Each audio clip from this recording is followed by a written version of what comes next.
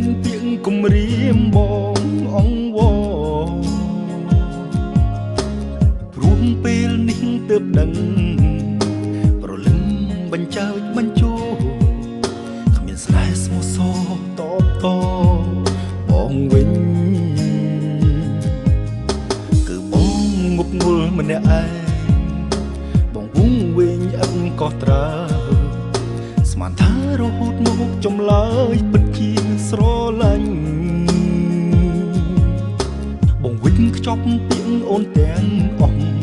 ប្រគល់ត្រឡប់ឲ្យអូនវិញបើពាក្យស្រឡាញ់មិនមែនចេញពីបេះដូងជប់និយាយថាស្នេហ៍បងទៀតពាក្យក្រត់គ្រៀតចង់អៀតទ្រូងបងនាំឲ្យចិត្តវល់វល់អំពុលសៅមកព្រោះតែវានួនអមបោកប្រាស់បងយូរហើយថ្លៃជប់និយាយថាស្រឡាញ់បង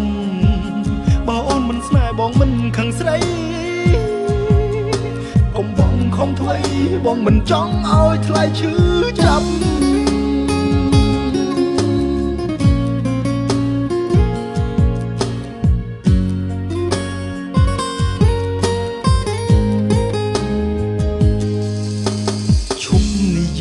ទៀតទៅ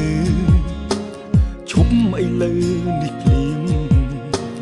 មិនមែនពាក្យគំរាមបងអង្វរព្រោះពេលនេះទើបដឹងប្រលឹងបញ្ចើចបញ្ជោគ្មានស្នេហ៍ស្មោះសរតបតបងវិញគឺបងងប់ងល់ម្នាក់ឯងកោះត្រើស្មានថារហូតមកចម្លើយពិតជាស្រឡាញ់បងវិចខ្ចប់ពីអូនទាំងអស់ប្រគល់ត្រឡប់ឲ្យអូនវិញបើពាក្យស្រឡាញ់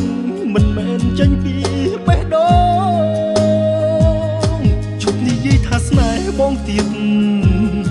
ពាក្យក្រត់គ្រៀតចង់អៀតទ្រូងបងនាំឲ្យចិត្តវល់វល់អំពុលសៅមកព្រោះតែវានួនអមបោកប្រាស់បងយូរហើយថ្លៃជប់និយាយថាស្រឡាញ់បងបើអូនមិនស្នេហ៍បងមិនខឹងស្រីកុំបងខំថ្មីបងមិនចង់ឲ្យថ្លៃឈឺចាប់ជប់និយាយថាស្នេហ៍បងទៀត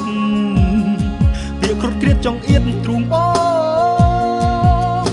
នាំឲ្យចិត្តវល់វល់អំពុលសៅមកព្រោះតែវានួនអមបោកប្រាស់បង